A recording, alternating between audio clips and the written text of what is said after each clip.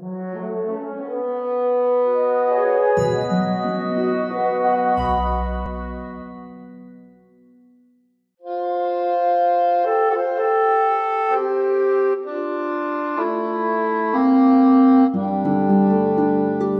je suis Raphaël Galichet, je suis maître de conférence à l'Université Paris Diderot et à l'Observatoire de Paris.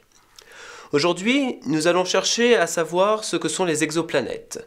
Et nous allons nous poser plusieurs questions. Tout d'abord, qu'est-ce qu'une exoplanète? Comment faisons-nous pour les détecter? Combien y en a-t-il? Et pourquoi les étudions-nous? Commençons par la première question. Qu'est-ce qu'une exoplanète? Il s'agit d'une planète qui orbite autour d'une autre étoile que notre Soleil. Nous en connaissons aujourd'hui environ 1 millier, mais ces découvertes sont récentes, puisque les premières exoplanètes ont été détectées dans les années 1990. Avant cette date, les seules planètes que nous connaissions étaient celles de notre système solaire. Nous allons d'ailleurs commencer par parler des planètes de notre système solaire, pour mieux comprendre pourquoi on dit souvent que les premières détections d'exoplanètes ont bouleversé notre façon de comprendre la formation planétaire. Il y a beaucoup d'objets dans notre système solaire. Mais aujourd'hui, nous ne parlerons que du Soleil et des planètes. Le Soleil est l'étoile qui se trouve au centre de notre système, et les planètes sont au nombre de 8. Il y a Mercure, Vénus, la Terre, Mars, Jupiter, Saturne, Uranus et Neptune.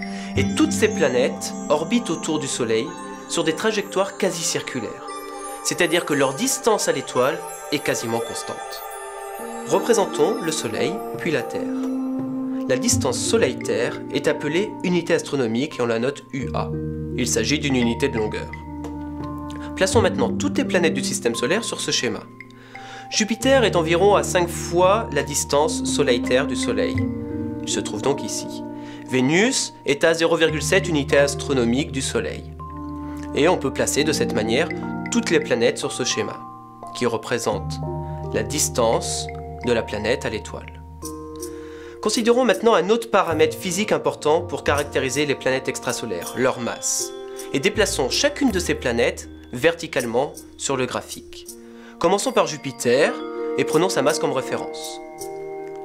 Saturne est 3 fois plus légère que Jupiter.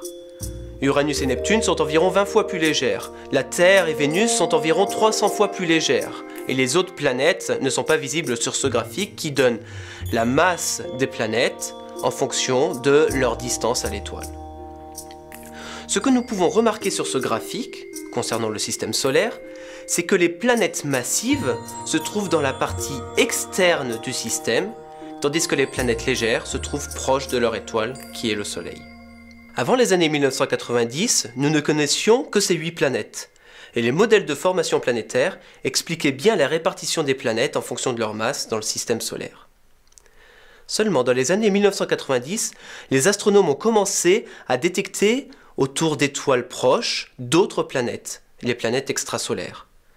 Et quelle fut leur surprise?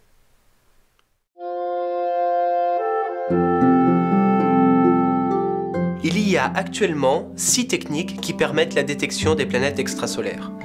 L'une consiste à faire l'image de la planète, mais cela est très compliqué comme nous le verrons plus tard. Les 5 autres sont dites indirectes. C'est-à-dire qu'elle détecte un signal qui trahit la présence de la planète sans détecter la lumière émise ou réfléchie par cette planète. Pour comprendre comment cela est possible, nous allons discuter de 3 des techniques indirectes: l'astrométrie, la technique des vitesses radiales et la technique des transits.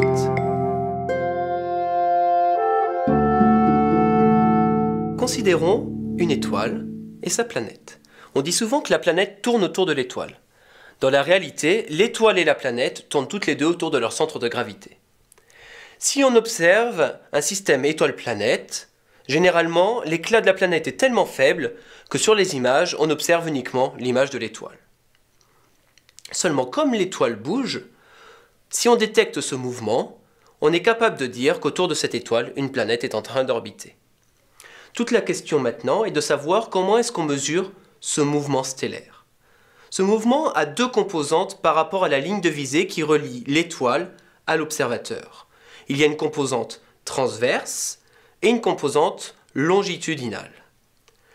La composante transverse est détectée par astrométrie, en mesurant le déplacement de l'étoile sur la voûte céleste. Malheureusement, les instruments actuels n'ont pas la précision requise pour détecter ce déplacement et aucune exoplanète n'a été détectée par astrométrie. La deuxième composante, la composante longitudinale, est mesurée par la technique des vitesses radiales qui permet de détecter la vitesse de rapprochement et d'éloignement de l'étoile par rapport à l'observateur.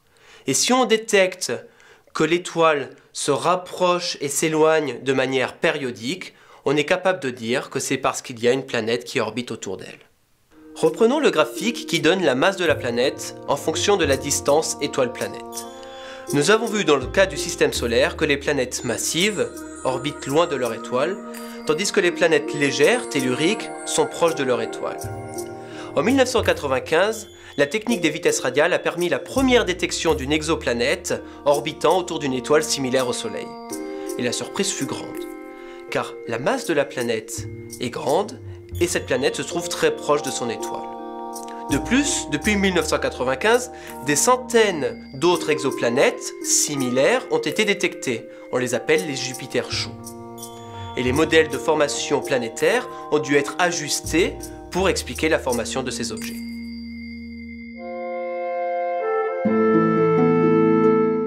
Une autre technique de détection indirecte des planètes extrasolaires est celle des transits.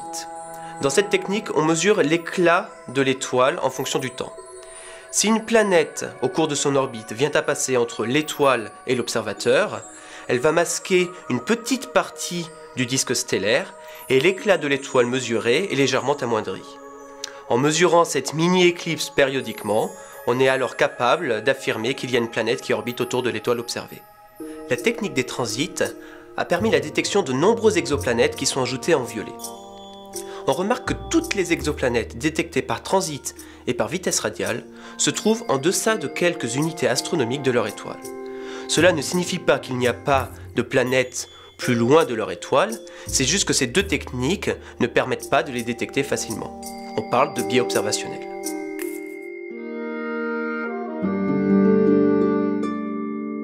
Pour détecter ces planètes qui orbitent loin de leur étoile, il n'y a actuellement qu'une seule technique, l'imagerie directe. Seulement, faire l'image d'une exoplanète n'est pas chose aisée, car la planète est angulairement très proche de son étoile, et son éclat est entre 10 000 et 10 milliards de fois plus faible que celui de son étoile. C'est comme si nous cherchions à faire une photographie depuis Paris d'une luciole qui volerait à 1 mètre d'un phare maritime à New York.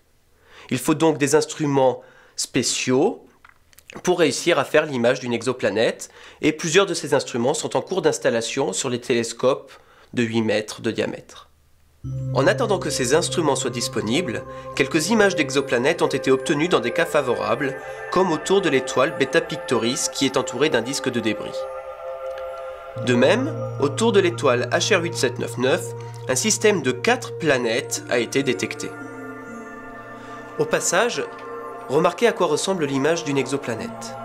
C'est juste un point brillant, car elles sont loin de nous. Pour comprendre, imaginez que vous vous éloignez énormément de la planète Terre, son image devient de plus en plus petite et tend vers un point. On ne peut donc pas avoir de détails sur la surface des exoplanètes en regardant leur image. En revanche, on a énormément d'informations, car on détecte la lumière réfléchie ou émise par la planète. Et en faisant une étude spectroscopique de cette lumière, on peut remonter à la composition chimique et à la température de l'atmosphère de la planète. Revenons sur le graphique et ajoutons les planètes détectées par imagerie directe en rouge. Elles se trouvent toutes dans la partie externe de leur système exoplanétaire et elles sont toutes très massives. Il ne faut pas conclure qu'il n'y a pas de planètes plus légères à ces séparations, c'est juste que les instruments utilisés en 2013 ne sont pas suffisamment performants pour détecter des planètes plus légères. Il s'agit de nouveau d'un biais observationnel.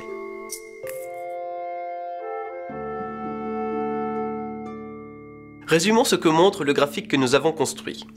La première conclusion est qu'il y a beaucoup d'exoplanètes, plus de 1000, connues à ce jour, et ce nombre ne cesse d'augmenter. De plus, il y a plusieurs milliers de planètes candidates, c'est-à-dire des objets que l'on a détectés, qui semblent être des planètes, mais qu'il va falloir réobserver pour confirmer leur statut. La deuxième conclusion issue de ce graphique est la complémentarité des techniques. Nous avons vu que les techniques des vitesses radiales et des transits permettent de détecter les planètes qui sont proches de leur étoile, tandis que l'imagerie directe permet de détecter les planètes qui sont loin de leur étoile. Ce que ne montre pas ce graphique, c'est que chaque technique donne accès à un nombre fini de paramètres physiques qui caractérisent les planètes. Les vitesses radiales mesurent la période et la taille de l'orbite et donnent une masse minimum pour la planète. Les transits estiment la période et la taille de l'orbite, ainsi que son inclinaison, mesurent également le rayon de la planète et dans des cas particuliers, donnent une estimation de la composition chimique de l'atmosphère planétaire. Enfin, l'imagerie directe mesure la position des planètes sur leur orbite et donne accès à la composition chimique, à la température de l'atmosphère de la planète.